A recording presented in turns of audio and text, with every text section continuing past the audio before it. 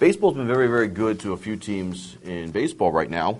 I'm looking at Toronto, Kansas City, and Seattle. What do they all share in common, Mike? They're all in first place in their divisions in the American League. Can you believe that right now? That is a shocker. It's almost upside down.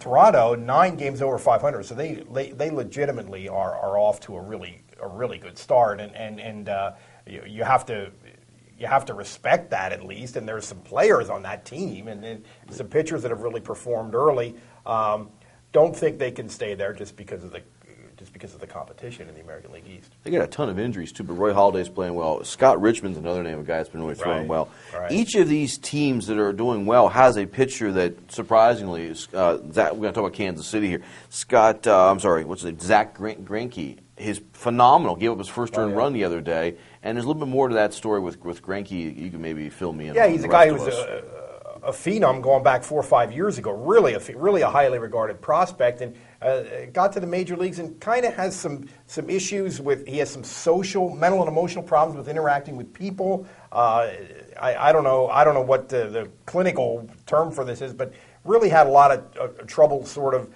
establishing himself on a human level in the major leagues. Ended up walking away from the game and just completely out of baseball for a few months. Then he came back, worked his way up through the minors, and now it's just, if you watch his stuff, just watching the highlights on SportsCenter, I mean, his stuff is just unbelievable. 5-0 with I believe an 0.40 ERA, which is historically dominant. I mean, just to start a season, he's got a ball that just sort of drops. And the fastball is 95, 96, and he's working on a changeup, and he just is apparently really has a chance to be special. And I think Kansas City is in a similar position to maybe the Tampa Rays were in 2 years ago. Yeah.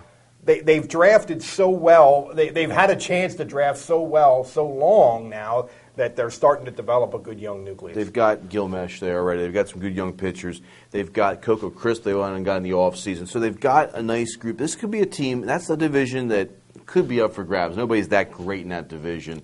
Same with the West. There's no great team there. So anybody can probably, with Seattle out there right now, I mean, their best pitcher is Kevin Millwood. I'm sorry. Jared Washburn is there. Millwood pitched against him the other day and had a no-hitter going against him. So this isn't up. It's a division anybody can win. Millwood's the best pitcher for Texas, and they're actually in contention because of him.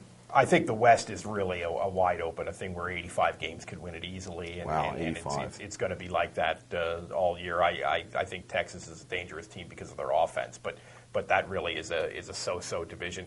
I think maybe of these three, I think Seattle has the best chance to hang around. Are they for real? Well, I don't know if they're for real, but I think they might be 85 wins for real, which I just said might be enough to win that division. I think they would be one of these three teams that I would give the best chance to hang around.